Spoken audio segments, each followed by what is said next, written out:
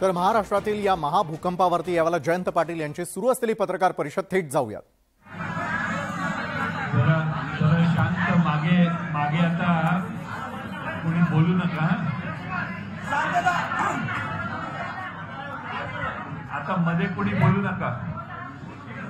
आपण individual bites काय करणार नाही, एकच हे आधी प्रॉपर मराठी करू, मग हिंदीमध्ये करू।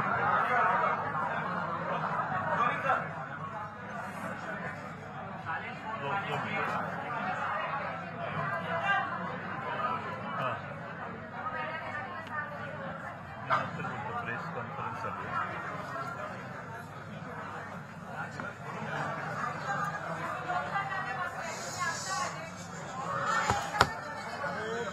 बोलू नका सांगितलं ना। जरा थोडं आता काही कुणावर अन्याय झाला तरी हा काय, तुम्ही शांत बसा, मागे कुणी बोलू नका प्लीज।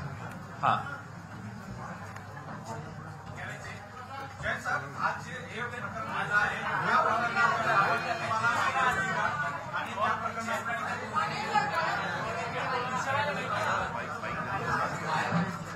माइक करो का माइक? हा चालू तुम्हाला माईक देऊ दे। हा त्यांना माइक देतो माइक।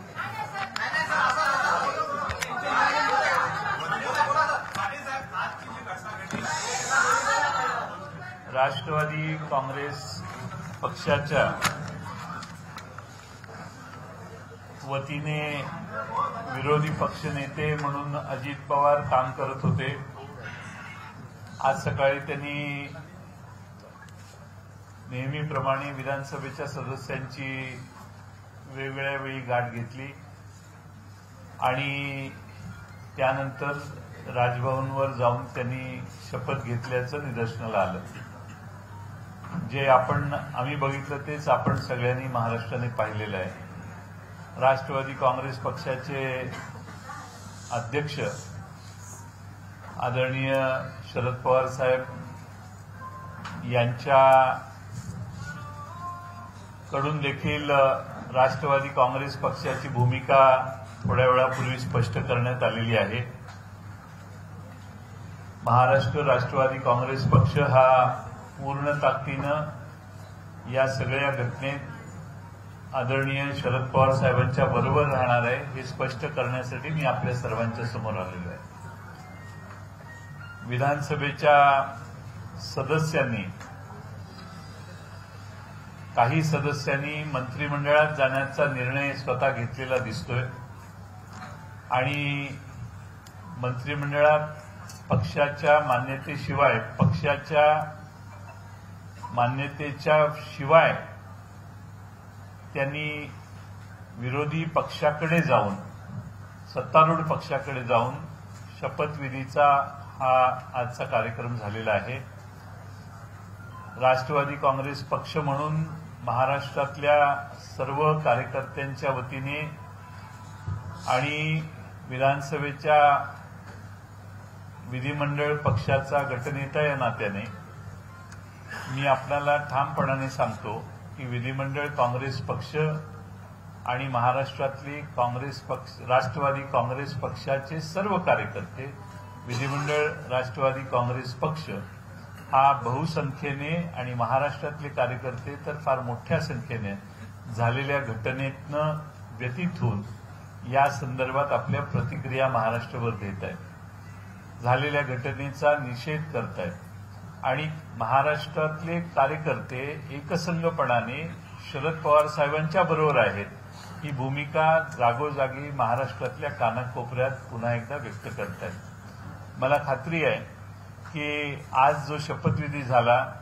त्याला ज्या सदस्यांना बोलवून घेण्यात आलं त्यांच्या कशावर सह्या घेतल्या अजून आम्हाला कळलेलं नाही, पण त्यातल्या बरेच सदस्य जे टीव्हीवर दिसत होते त्या कार्यक्रमात, त्या सर्वांनी शरद पवार साहेबांना भेटून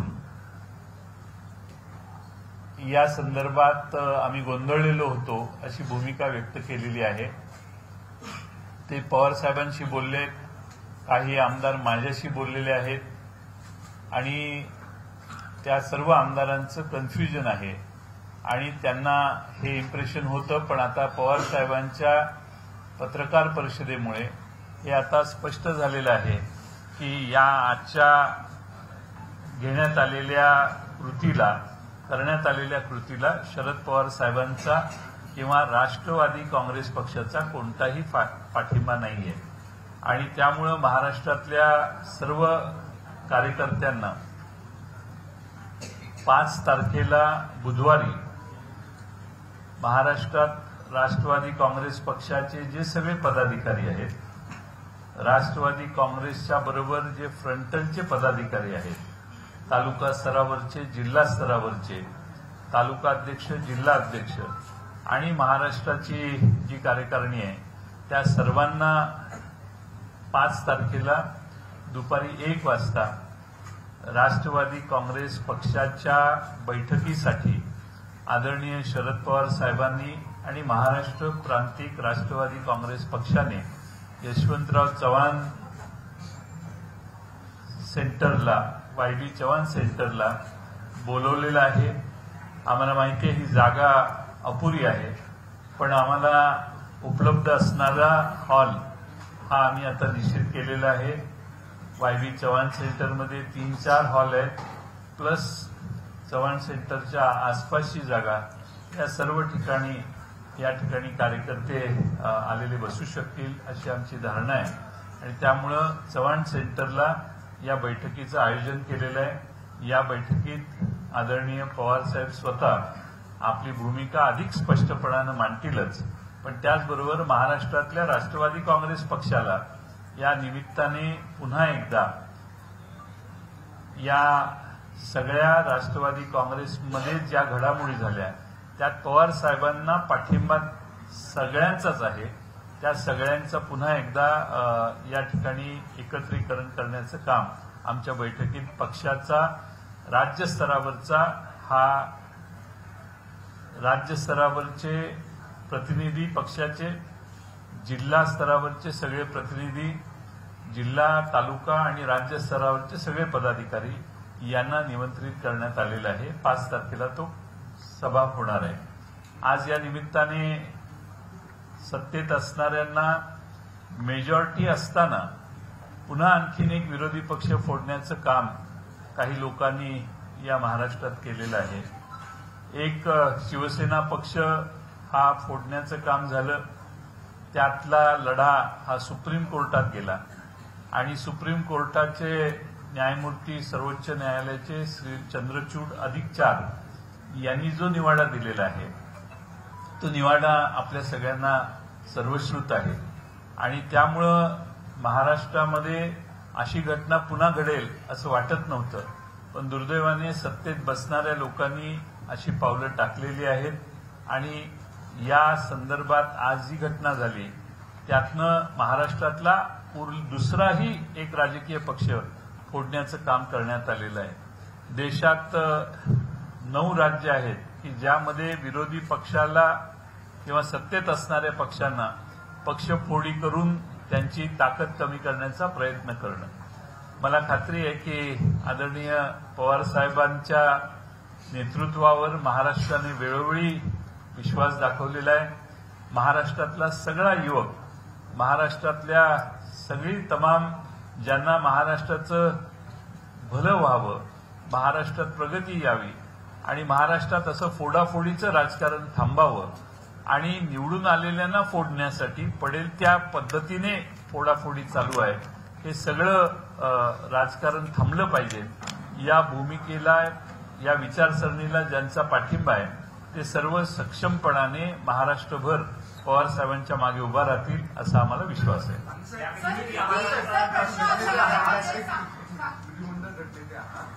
पक्षातले अनेक राष्ट्रवादी पवारांच्या वेळेस प्रेस झाली, त्यांनी स्पष्ट सांगितले की त्यांच्याकडे सगळे बहुसंख्य आमदार त्यांच्या बरोबर आहेत. विधिमंडळ गटनेते जर प्रोसेसची प्रक्रिया जर पाहिजे तर तुम्ही आता जे टिकले होते त्यांनी शपथ घेतली त्यांच्यावर कोणत्या स्वरूपाची कारवाई केली जाईल का? कारण की शेवटी हा तुम्हाला अधिकार आहे. आम्ही कारवाईच्या संबंधात अजून त्याच्यावर अभ्यास केलेला नाही. त्या बाबतीत योग्य ती आवश्यक ती पावलं ही यथा अवकाश आम्ही टाकू.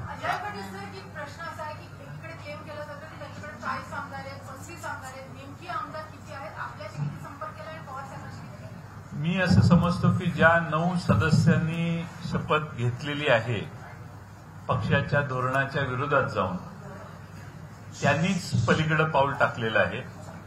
उरलेल्या सर्व आमदारांना मी दोष देणार नाही.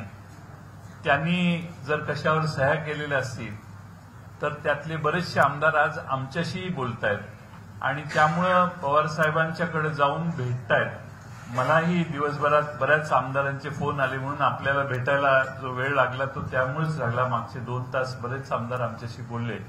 त्यामुळं त्या सर्वांची नक्की भूमिका काय आहे हे स्पष्टपणाने आमच्या समोर आल्यावर त्या बाबतीतही आम्हाला विचार करावा लागेल.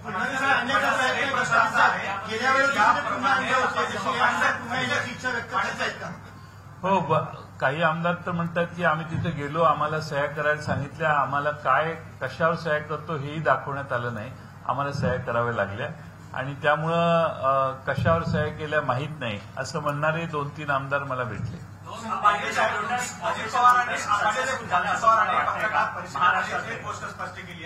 लोटस हा सिम्बॉल भारतीय जनता पक्षाचा आहे आणि मला वाटतं की भारतीय जनता पक्षाने महाराष्ट्रात एक घटना केलेली होती अशी, आता ही दुसरी घटना केलेली आहे. त्यामुळं महाराष्ट्रातल्या जनतेच्या मनात भारतीय जनता पक्षाबद्दल थोड्याशा वेगळ्या भावना पुन्हा एकदा तयार झाल्या. जे शिवसेना फोडल्यावर झालं त्याच पद्धतीनं राष्ट्रवादी फोडताना देखील तशा पद्धतीची प्रतिक्रिया महाराष्ट्रातली जनता निश्चित करते.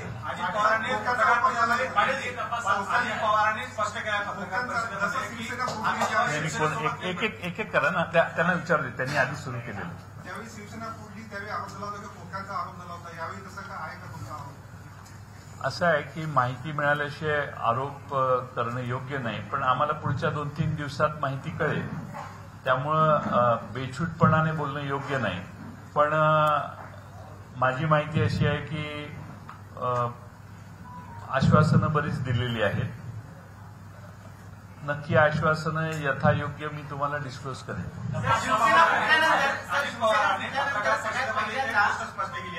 की आम्ही जेव्हा शिवसेनेसोबत जाऊ शकतो तर भाजपसोबत जाण्यास काय अडचण आहे, त्यांनी स्पष्टपणे त्या पत्रकार परिषदेमध्ये म्हटलं आहे. अजित पवार काय म्हटले त्याला उत्तर देण्यासाठी मी ही पत्रकार परिषद घेतलेली नाही. राष्ट्रवादी काँग्रेस पक्ष हा एकसंघ राहील आणि तो शरद पवार साहेबांच्या मागे राहील हे सांगण्यासाठी ही पत्रकार परिषद आहे. आणि पक्षाचा अध्यक्ष नात्याने मी या ठिकाणी जितेंद्र आव्हाड आहेत, आमचे अनिल देशमुख साहेब आहेत, आमच्या मुंबई प्रदेशच्या अध्यक्षा आहेत या ठिकाणी राखीताई जाधव, या ठिकाणी आमचे राष्ट्रीय प्रवक्ते इथं बसलेले आहेत. आम्ही सगळ्यांनीच आणि महाराष्ट्रातल्या असंख्य कार्यकर्त्यांनी जे उमेदवार जे आमदार तिकडे गेले टीव्हीवर दिसले त्या आणि काहींनी शपथ घेतली त्या मतदारसंघातल्या कार्यकर्त्यांनी देखील फोन करून या घटनेबद्दल चिंता व्यक्त केली आणि नाराजी व्यक्त केली. विधानसभा अध्यक्षांना तुम्ही काही पत्र दिलंय का की गटनेतेपद प्रभुत्व पक्षाचं हे तुमच्याकडेच आहे? कारण शिवसेना फुटल्यानंतर सगळ्यात पहिला दावा त्यांनी केलेला होता त्यांचा प्रतोद म्हणून त्यांनी तिथे विधानसभा अध्यक्षांना पत्र दिलं होतं. कशा काय हालचाली तुमच्या पक्षातून करण्यात आल्या? आमच्या तुम्ही सुप्रीम कोर्टाचा निकाल मागचा वाचला असेल तर सगळ्याच गोष्टी स्पष्ट होतील. पण मी जितेंद्र आव्हाड यांना आमचा चीफ व्हीप म्हणजे मुख्य प्रतोद म्हणून त्यांची नेमणूक केलेली आहे आणि तसं पत्र विधिमंडळ कार्यालयात देण्याची व्यवस्था झालेली आहे. पत्रकार परिषदेत असं देखील म्हटलेलं आहे की आम्ही राष्ट्रवादी पक्ष म्हणून सरकारला पाठिंबा देतो आणि पुढच्या निवडणुका विधानसभा लोकसभा आम्ही घड्याळ चिन्हावर लढवू. तर पक्षाचा अध्यक्ष म्हणून मी पुन्हा सांगतो की राष्ट्रवादी काँग्रेसचा भारतीय जनता पक्ष व शिंदे गटाला कोणताही पाठिंबा नाही आहे. त्यामध्ये आमच्या पक्षाच्या आदेशाचं किंवा आमच्या पक्षाच्या धोरणांचं उल्लंघन करून ज्यांनी सरकारमध्ये शपथ घेतलेली आणि मंत्री झालेले आहेत त्यांना देखील आमच्या पक्षाचा कोणताही पाठिंबा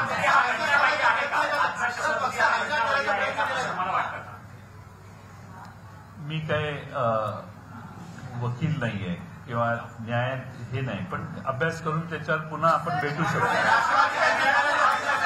पण एक आहे की पक्षाचं धोरण या सरकारला पाठिंबा देण्याचं नसताना काही लोकांनी जाऊन शपथ घेतली. त्यामुळं कायदेशीर काही अडचणी त्यांना आल्या.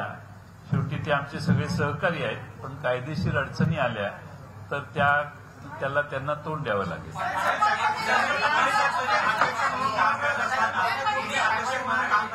तुम्ही अध्यक्ष म्हणून काम करत असताना अनेक बैठका झाल्या, त्यामध्ये विषय मांडण्यात आले, परंतु तुमच्या या गोष्टीबाबत काही लक्षात आलं होतं का आधी की अशा प्रकारची जी घटना आहे ती पक्षात होऊ शकते किंवा याकडे तुमचं काही निरीक्षण त्या ठिकाणी आलं होतं का?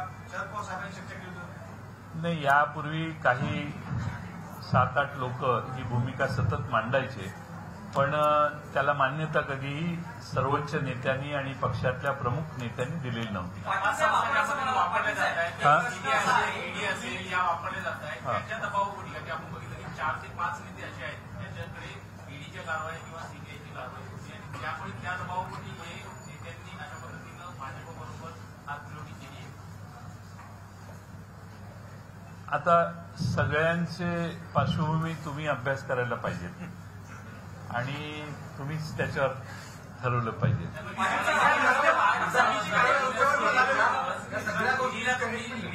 ईडीकडे तुम्हाला बोलवण्यात आलं होतं, तुमच्यावर सुद्धा दबाव होता, केवळ कारवाई तुमच्यावरती करण्याचा प्रयत्न केला, अशाच पद्धतीनं कुठेतरी दबाव वापरत होतं. तुम्हाला असा निरोप आला होता?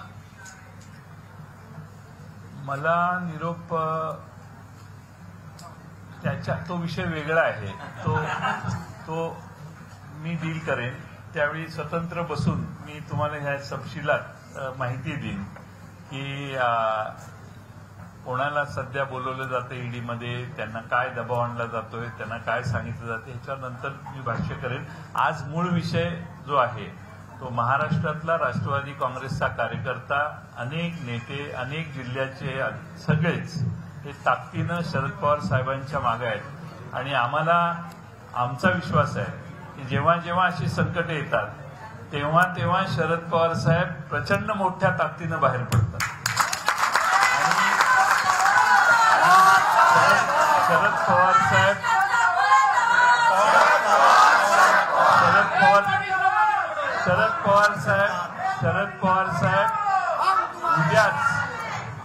शरद पवार साहेब उद्याच सातारा जिल्ह्यात स्वर्गीय यशवंतराव चव्हाण साहेबांच्या समाधीचं दर्शन घेण्यासाठी जात आहे आणि ही स्वर्गीय यशवंतराव चव्हाण साहेबांनी ज्यांनी महाराष्ट्राचा स्थापनेचा अमृत कलश आणला, त्यांच्या समाधीचं दर्शन करताना या महाराष्ट्राचं राजकारण हे बेरजेचं असलं पाहिजे. महाराष्ट्रात शाहू फुले आंबेडकरांचा विचार टिकला पाहिजे. महाराष्ट्रामध्ये सर्वसामान्य गोरगरीब पददलितांना न्याय देण्याचं काम झालं पाहिजे. महाराष्ट्रात अल्पसंख्याक माणूस सुरक्षित राहिला पाहिजे आणि महाराष्ट्राने चौफेर विकास केला पाहिजे. ही भूमिका ज्या स्वर्गीय यशवंतराव चव्हाण साहेबांनी महाराष्ट्राला सांगितली स्थापनेपासून, त्यांच्या समाधीचं दर्शन घेण्यासाठी पवारसाहेब जात आहेत आणि महाराष्ट्रात शाहू फुले आंबेडकरांचं राजकारण अधिक ताकदीनं, पुरोगामी चळवळीचं राजकारण अधिक ताकदीनं महाराष्ट्रात टिकवण्याचं काम शरद पवार साहेब करतायत आणि ते उद्या तिथं जात आहेत. याला विशेष महत्व आहे असं मला वाटतं.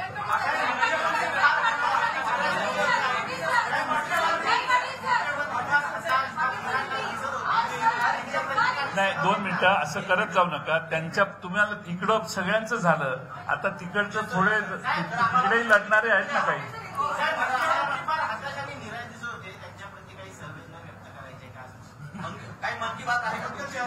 नाही, आता कसं आहे की संख्या बरीच आमच्या बरोबर आलेली आहे.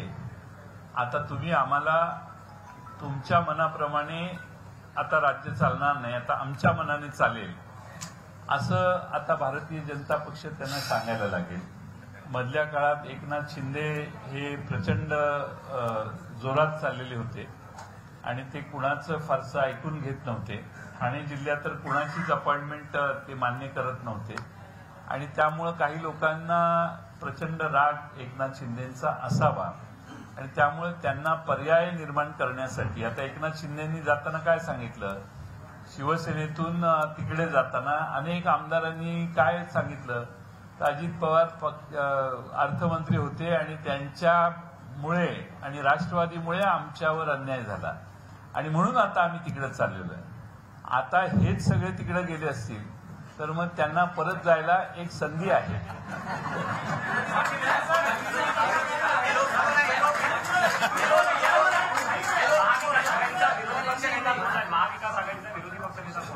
आज अजित पवार यांच्या निवेदनातनं आमच्या लक्षात आलं की त्यांनी राजीनामा दिलेला आहे. तो खरं पक्षाला कळवला असता तर योग्य झालं असतं, पण त्यांनी तिकडे पाठवलेलं असेल तर एलओपी पदाची जी जागा आहे ती रिक्त आहे. आमच्या सगळ्यात जास्त संख्या राष्ट्रवादी काँग्रेस पक्षाची आहे आणि म्हणून मी जितेंद्र आव्हाड यांना आदरणीय पवार साहेबांच्या मान्यतेने नेमून त्या ठिकाणी एलओपी म्हणून आमच्या विधी पक्षाच्या वतीने नेमलेलं आहे.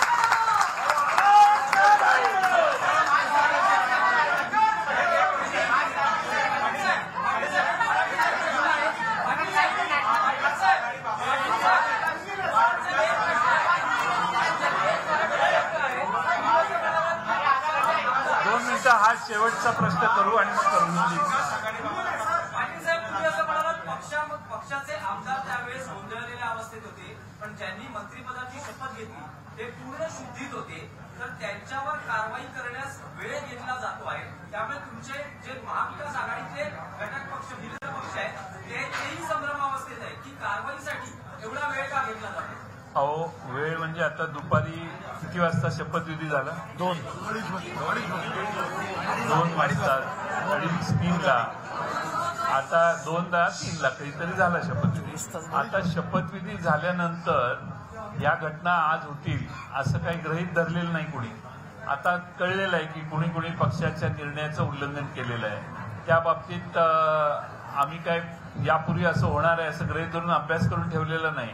त्याच्या बाबतीत योग्य ते सल्ले विचारणे पक्षाच्या स्तरावर करून आम्हाला लवकरात लवकर योग्य ती पावलं आम्ही टाकू.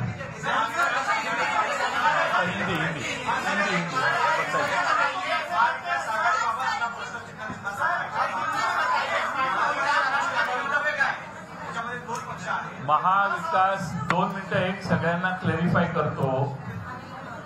वर्ष सव्वा वर्ष राहिले विधानसभा लोकसभेच्या निवडणुकीला आणि त्यामुळं आता ही विधानसभा वर्ष 1.5 वर्षानं बंद होणार आहे आणि नव्या निवडणुका लागणार आहेत.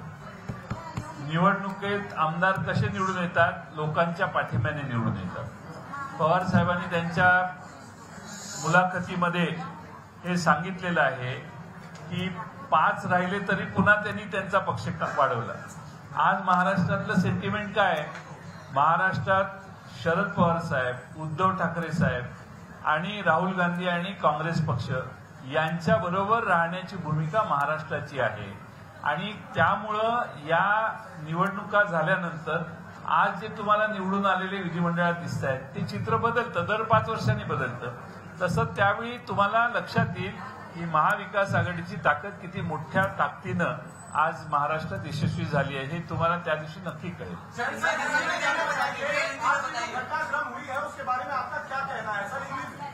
आज जो घटनाक्रम हुआ है वो देखने के बाद ऐसे लगता है कि हमारे पार्टी के कुछ नेता एमएलए उन्होंने सरकार में जाके शपथ ग्रहण किया है और वो मंत्री हो चुके हैं. ये हमारे राष्ट्रवादी कांग्रेस की नीति नहीं थी, हमारा धोरण ये नहीं था. हमारी पॉलिसी महाविकास आघाड़ी के साथ रहने की थी. महाराष्ट्र में कांग्रेस, उद्धव ठाकरे जी की कांग्रेस, शिवसेना और राष्ट्रवादी कांग्रेस का जो गठबंधन है, महागठबंधन, उसमें रहने की हमारी राष्ट्रवादी की नीति है. और इसको छोड़ के जो लोग गए हैं उन्होंने पार्टी के निर्णय के खिलाफ निर्णय लिया है. उन्होंने पार्टी की जो सीमा रेखा है उसका उल्लंघन उन्होंने किया है.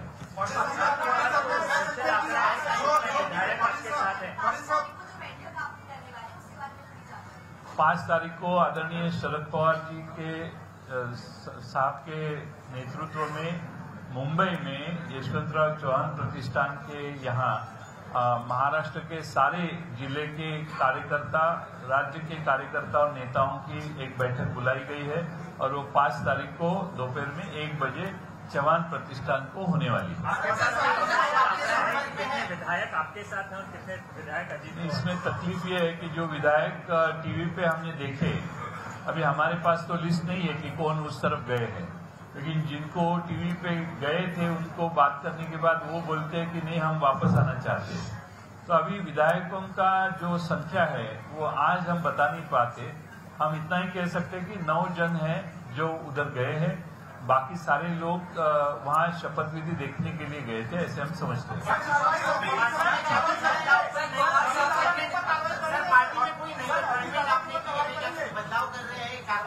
हमारी पार्टी ने एज अ पार्टी चीफ अध्यक्ष के नाते मैंने राष्ट्रवादी कांग्रेस के विधानसभा के जो चीफ व्हिप है वो हमारे चीफ व्हिप ही उधर जाके मंत्री हो गए।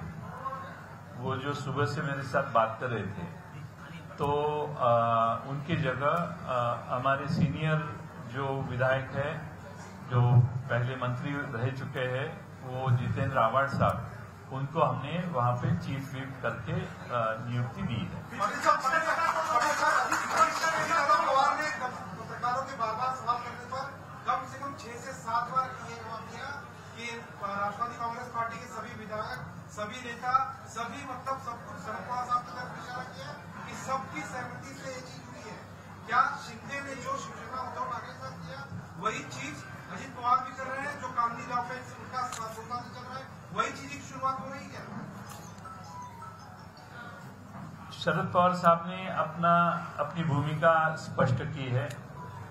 उसमें ये समझ में आता है कि ये जो घटना हुई है उसको उन्होंने कंसेंट दिया नहीं है, इसमें कोई अभी शक नहीं है। अब सारे विधायकों को अगर कहा गया होगा कि राष्ट्रवादी पार्टी अपनी रहने वाली है, सिंबल भी अपना ही रहने वाला है, तो उस गलतफहमी में शायद कुछ लोग कुछ काल रहेंगे, फिर में आगे जाके सारी चीजें स्पष्ट होगी, ऐसा मुझे लगता है। हमारी महाराष्ट्र के सारे जिले से जो मुझे लोगों का रिस्पांस आ रहा है वो देखते हुए मुझे ऐसा लगता है कि महाराष्ट्र की जनता फिर एक बार शरद पवार साहब के, महाराष्ट्र का सारा यूथ शरद पवार साहब के पीछे खड़ा रहने वाला है, उनको सपोर्ट करने वाला है। क्या लगता है इस शपथ विधि के अंदर जिनके ऊपर ईडी की कार्रवाई थी, 4 से 5 मंत्री नेता ऐसे जिनके ऊपर ईडी की कार्रवाई थी, तो इसको लेके क्या कहते हैं? मैं कुछ नहीं कहना चाहता हूँ, लोग समझदार है और मुझे लगता है ये मैं आप पे ऊपर छोड़ देता हूँ, उसका विश्लेषण करने की जिम्मेदारी है। दादा के साथ जो लोग गए हुए हैं शपथ विधि में, जिन्होंने शामिल हुए हैं सरकार में, उन पर कार्रवाई की जाएगी आपकी पार्टी की तरफ से आने वाले दिनों में? हम देख सकते हैं। अब हमने आज ही हमें पता पड़ा है कि ऐसे ऐसे हुआ है। आवश्यक जो लीगली थोड़ा कंसल्टेशन करके जो भी आवश्यक है वो स्टेप्स हम लेंगे।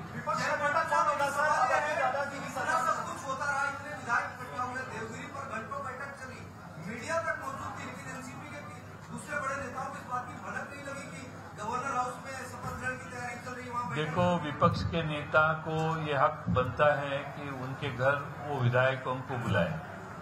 अब जिनको बुलाए हैं वो चले गए, जिनको बुलाया नहीं वो गए नहीं। वहां जाने के बाद पता पड़ा कि ये कुछ अलग कारणों से मीटिंग हो रही है। अब उसके बाद में जो चीज है वो आपके सामने है। भनक लगने की, हम उनके ऊपर विश्वास ही था हमारा, अजीत पवार साहब के ऊपर, वो ऐसे कोई चीज नहीं करेंगे। इसलिए किसी को पूछना या किस लिए किसको बुलाया है ऐसा पूछना ये ठीक नहीं है, इसीलिए हमने किसी को पूछा नहीं। भनक लगने की कोई बात ही नहीं थी। शिवसेना पार्टी उनकी है, पार्टी के ही बनेगा, पार्टी उनके पास चली गई। आज कुछ ऐसा ही अजित पवार ने कहा, तो इसके लिए क्या आप लोगों ने भी लीगल ओपिनियन या ये सारी चीजें शुरू की? क्योंकि उनका कहना है कि मेजोरिटी लोग उनके साथ है, ठीक वैसे ही जैसे एक फिर एक बार मैं कहता हूं कि सुप्रीम कोर्ट ने जो डिसीजन दिया है उसमें एमएलए किसके साथ है उसके साथ पार्टी रहना जरूरी नहीं है। पार्टी की जगह रहती है। एमएलए आते हैं जाते हैं। एमएलए हर 5 साल में बदलने का संभव होता है। तो पार्टी जो है एमएलए 50 में से 20 गए, 10 गए, 15 गए तो पार्टी उनके साथ कभी जाती नहीं।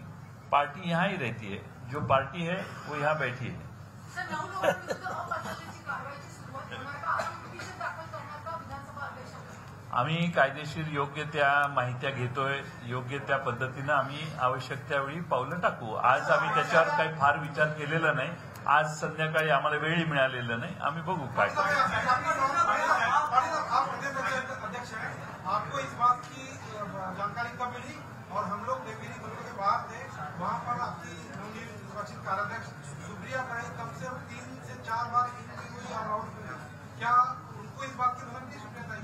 उनके भाई का वो घर है, तो भाई के घर एक बार गए, 2 बार गए, 3 बार गए, कोई ऑब्जेक्शन हो नहीं सकता। उनको शायद मालूम होगा जब वो गए उधर तब उनको पता पड़ गया होगा और जिनको बुलाया वो लोग गए थे उधर।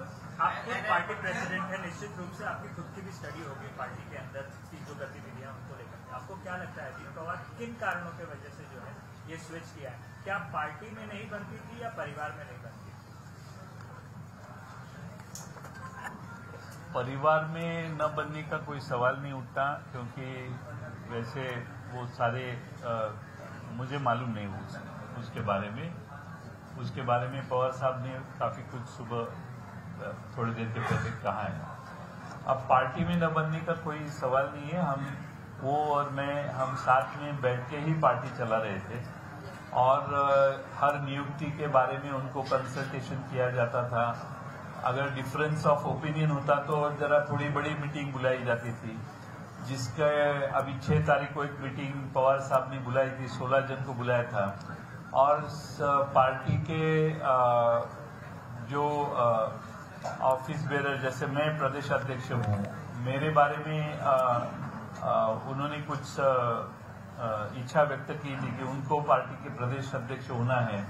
मुझे याद है जब विपक्ष के नेता वो हुए तब मैं उनको बोल रहा था कि मैं विपक्ष का नेता होता हूँ, आप प्रदेश अध्यक्ष होइए।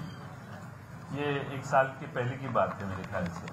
तो मेरा उनको कहना था कि आप विपक्ष के नेता होने के बजाय मैं बनता हूँ और आप पार्टी के अध्यक्ष बनो। तभी उनकी इच्छा थी कि विपक्ष का अध्यक्ष होने की, विपक्ष का नेता होने की। तो तभी भुजबल साहब थे, हसन मुश्रीफ साहब थे, उन्होंने कहा कि आप पार्टी का काम देखो, आप विपक्ष नेता के जरिए काम करो। ऐसी बातचीत हुई थी। फिर उसके बाद उनकी इच्छा हुई, उन्होंने उस सभा में कुछ कहा, तो उसका भी वो ध्यान में रख के पवार साहब ने 6 तारीख को बैठक बुलाई थी। सारे नेताओं को, महाराष्ट्र के 16-17 लोगों को बुलाया था। शायद पवार साहब उसके ऊपर कुछ निर्णय करने वाले थे, ऐसे मुझे उन्होंने जानकारी दी। ये व्यक्तिगत मतभेद थे या अजीत पवार के संबंध पार्टी से अच्छे नहीं? हम कितने साल एक है, 2000 यानी वैसे तो Ajit Pawar Maharashtra state cooperative bank के चेयरमैन हुए, तब मैं महाराष्ट्र साकर संघ का अध्यक्ष था। तब से हम इकट्ठा काम करके आए हैं, एक मंत्रिमंडल में काम किया है। कोई ऐसे विषय नहीं थे कि जिसमें हमारी और उनकी पट्टी नहीं थी। वो कोई व्यक्तिगत झगड़ा होने की कोई संभावना नहीं थी।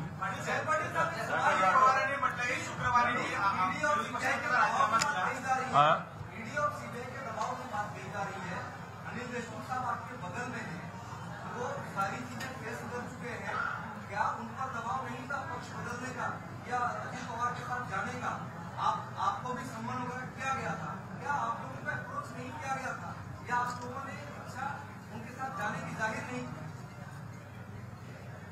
आपका सवाल थोड़ा सा दुरुस्त करना चाहिए कि किसी ने भी उनके साथ जाने की इच्छा जाहिर नहीं की थी। जो भी गए हैं उनको बुलाया गया और बाद में वो मंत्री हो गए। दूसरी बात यह है कि अनिल देशमुख साहब का सवाल है, उन्होंने तो शिक्षा भुगत के वो आए हैं, फिर भी वो राष्ट्रवादी के साथ पवार साहब के नेतृत्व के साथ बैठे हैं आज यहाँ। और मुझे लगता है कि उन्होंने जो उनको भुगतना था वो यानी उनके ऊपर के आरोप बेबुनियाद थे, झूठे आरोप थे, फिर भी उनको अरेस्ट हुई, काफी 14 महीने वो अंदर थे, लेकिन आज भी फिर वो पार्टी के साथ ठाम ऐसे खड़े हैं। बात अभी हमारे दूसरे जो लोग हैं, तो मुझे लगता है कि ये सवाल हर आदमी को आप जाके पूछना चाहिए, और ये इंडिविजुअल उनका अप्रोच है इस सवाल का जवाब क्या देने का। वो सारे लोगों के बिहाफ पे मैं जवाब देना ठीक नहीं।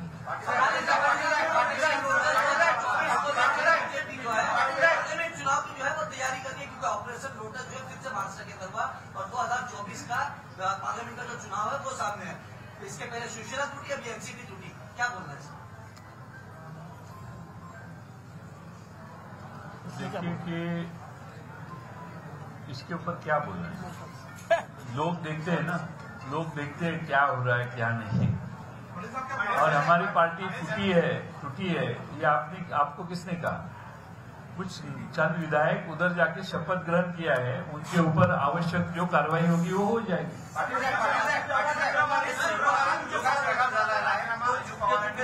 वाटतंय का? आणि विरोधी पक्षनेते असलेले आता उपमुख्यमंत्री असलेले अजित पवारांची मन की बात ओळखली गेली नाही असं तुम्हाला वाटतंय का? नाही, असा वाटायचा काही प्रश्न उद्भवत नाही। त्या बाबतीत बऱ्याच घटना यापूर्वी झालेल्या आहेत आणि त्यामुळे त्याच्यावर काही अधिक भाष्य करण्याची गरज नाही। अजित पवारांनी राजीनामा दिला हाँ? पिछले कुछ दिनों से एकनाथ शिंदे और देवेंद्र फडणवीस के बीच अनबन की खबरें आ रही है और सबके बीच अजित पवार का वहां पर जाना, जैसे आप इस तरह से भी देख रहे हैं कि जो आप पहले कह रहे थे मराठी में जो बैलेंस आउट करने की बात है, कुछ लोगों को पसंद नहीं थे और ऐसे में अजित पवार वहां पर पहुंचे, इससे आप किस तरह? अभी मुझे चिंता है कि एकनाथ शिंदे साहब की समस्या बढ़ जाएगी और उनका जो महत्व था कि वो उधर गए इसलिए तो भाजपा की सरकार महाराष्ट्र में आई, तो वो 40 लेके गए। अब ये इनके साथ कितने हैं 2-3 दिन में क्लियर हो जाएगा। तो एकनाथ शिंदे को पर्याय ढूंढने का प्रयास भाजपा ने किया है, ऐसा मुझे लगता है। नहीं तो उनकी सरकार है, मेजॉरिटी उनकी है और इसीलिए मुझे लगता है कि ये प्रयास किया गया है और एकनाथ शिंदे जी को अभी सोचना चाहिए और ध्यान, यानी उनका जो ये था वो थोड़ा पावर थोड़ा कम होने की संभावना है।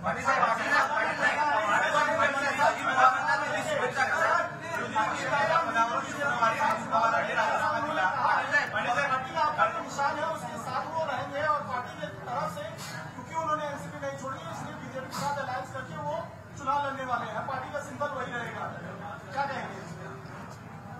वक्त ही बताएगा क्या होने वाला है, क्योंकि पार्टी राष्ट्रवादी कांग्रेस पार्टी मजबूती से पवार साहब के साथ खड़ी है।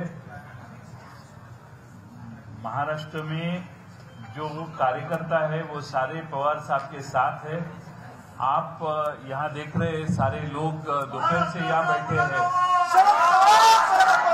ये सारे लोग पवार साहब के साथ 1-2 साल नहीं, पिछले 30-35 साल से काम कर रहे हैं। तो ये सारे लोगों के बलबूते के ऊपर फिर पार्टी और गतिमान होगी, ऐसे मुझे लगता है।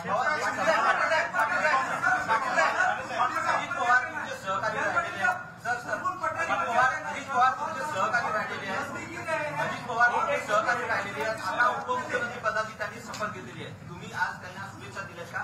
जर दिल्या नसतील तर काय शुभेच्छा द्या? मी त्यांना शुभेच्छा दिलेल्या नाहीयेत आणि या प्रश्नावर मला तुमच्या मार्फत शुभेच्छा द्यायची पाळी येऊ नये।